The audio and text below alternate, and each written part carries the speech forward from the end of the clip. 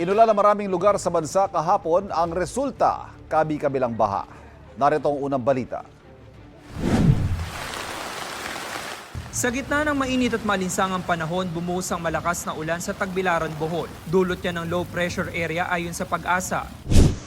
Nagmistulang ilog naman ang bahagi ng kalsadang yan sa barangay Tinago sa Cebu City. Ang baha dulot ng mga umapaw na creek dahil sa tubig ulan na galing sa bundok. Pahirapan tuloy ang pagdaan ng ilang motorista. Makapal na hamog naman ang naranasan sa ilang bahagi ng Cotabato.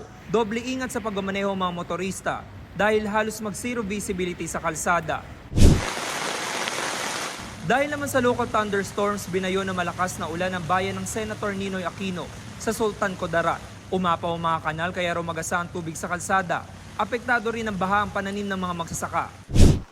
Local thunderstorms din ang naranasan sa ilang probinsya sa Luzon. Sa Lipa, Batangas, pinangangambahan ng mga residente ang natitibag na spillway. Sa barangay Pinagkawitan, lumambot at bumagsak ang lupa sa ilalim nito dahil sa mga naranasang pag-uulan. Light vehicles muna ang pinapayagan dumaan sa lugar para iwas disgrasya.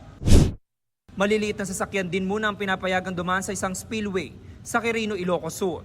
Umapaw kasi ang tubig doon gawa ng pag-uulan. Sakaling tumaas pa ang tubig, 6 na barangay ang pinangangambahang maapektuhan. Ito ang unang balita. James Agustin para sa GMA Integrated News.